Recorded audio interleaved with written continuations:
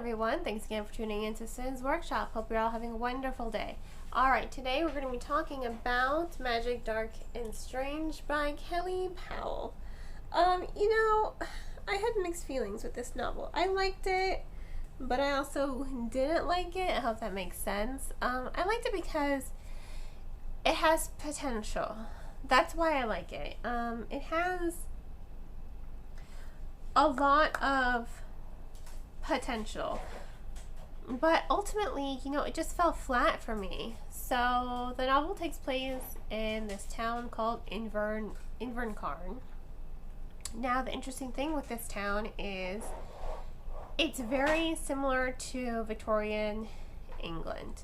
Now, that's not a bad thing. I really did like the setting and the structure, but I think it was probably done too well. I think the problem is there were a lot of things that took me out of the novel rather than grounding me in the storytelling. I was really confused. I was like, so wait, is magic secret? Does everyone have magic? Are there people who have magic? I was very confused with the magic element.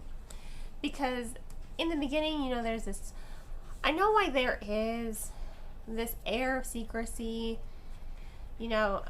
Catherine, she can bring people back from the dead for an hour, right? She can bring them back from the dead for an hour, and it costs her an hour of her life. So this isn't a power she likes to brag about, like, oh yeah, I can bring your dead loved ones back to life for 1 hour. It's not something she wants to brag about, and you can't blame her. I mean, this means she's going to lose an hour of her life. Her life is going to be 1 hour shorter now. And I understand why there's this air of secrecy. But it felt like it didn't feel like there was an air of secrecy because she wants to keep her magic to herself. It just felt like maybe magic wasn't well known in this setting.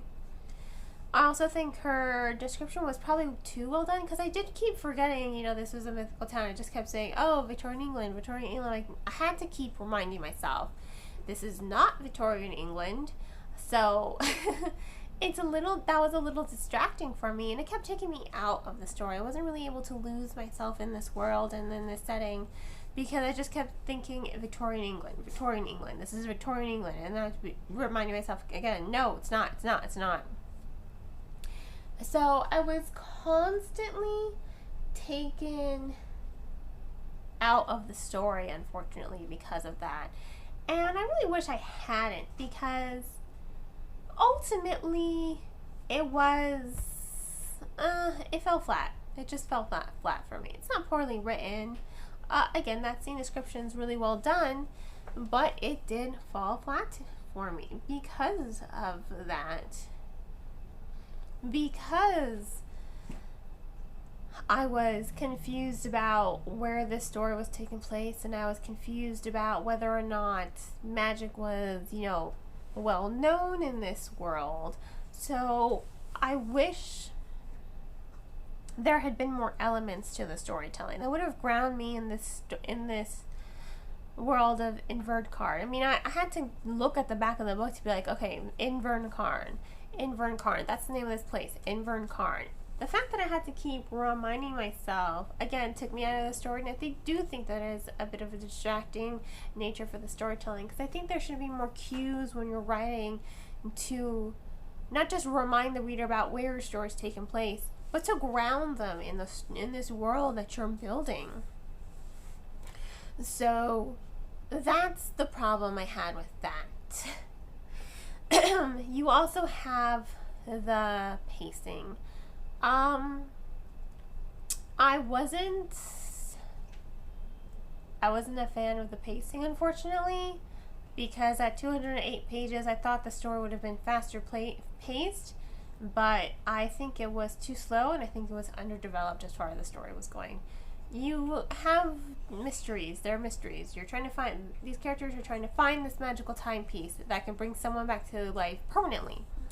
And then Catherine's trying to find out who killed her employer and who killed this person. So you've got multiple mysteries going on, and yes, they do tie together quite neatly at the end. But again, it was just distracting. Oh god, I keep saying that word, distracting. It was just underdeveloped. It felt like more. I expected more. That's it. I wanted more. I expected more from the story because the back blurb, it really did intrigue me. I really was interested in this story and in this world. I really was. But unfortunately, what got me is it just failed to captivate and engage me as a reader. That's what happened. I was just not engaged as a reader because I just kept taking myself out of the story.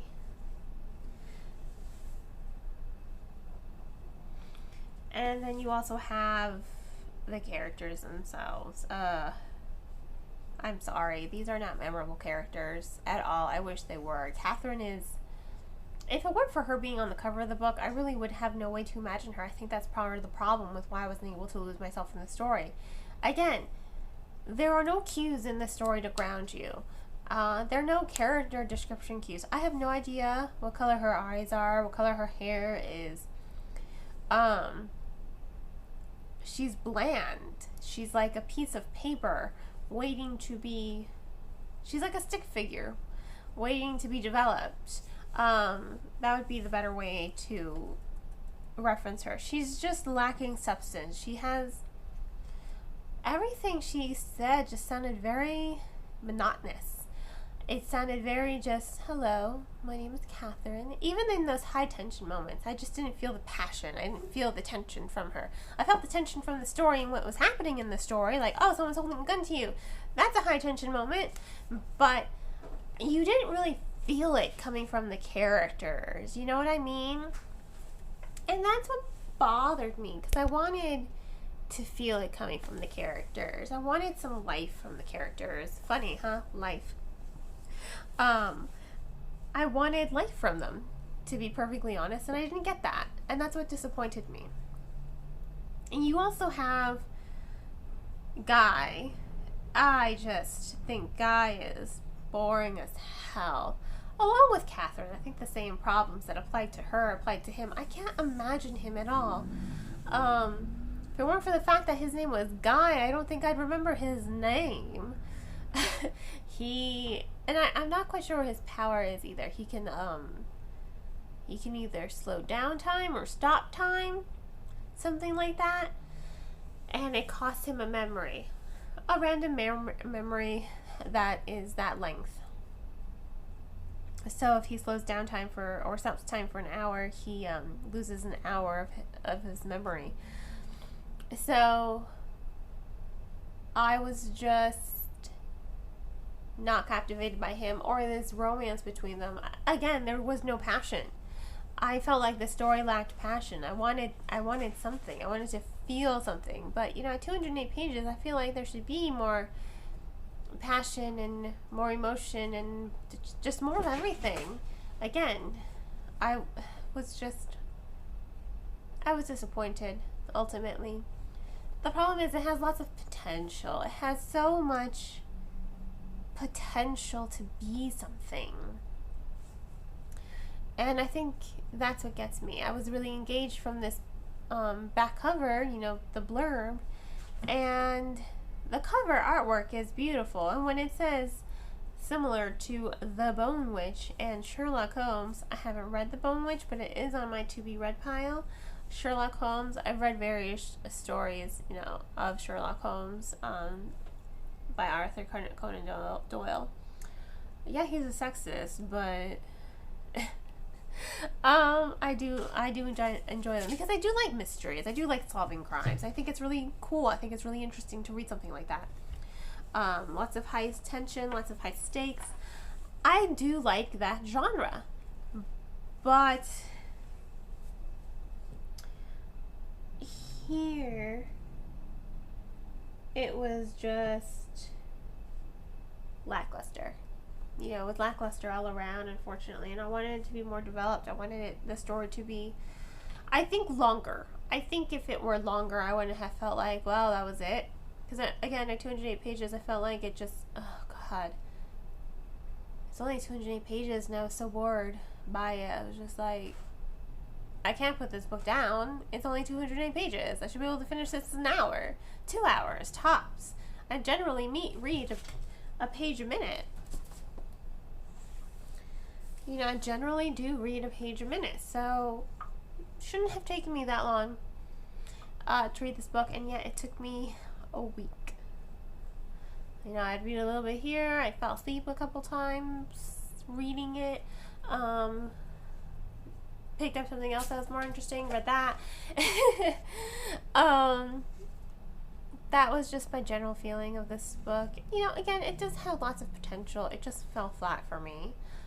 It's definitely not what I would pass along to someone else, be like, hey, you like The Bone Witch or Sherlock Holmes.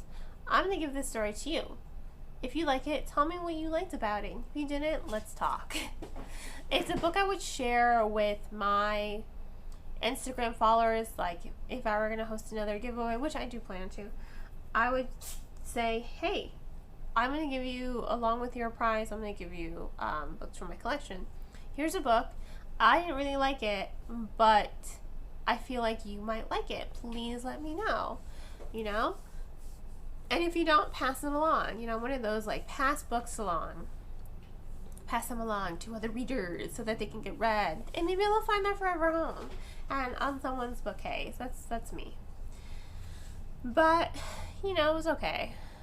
I just wanted more. I wanted and expected more. And I just didn't get it.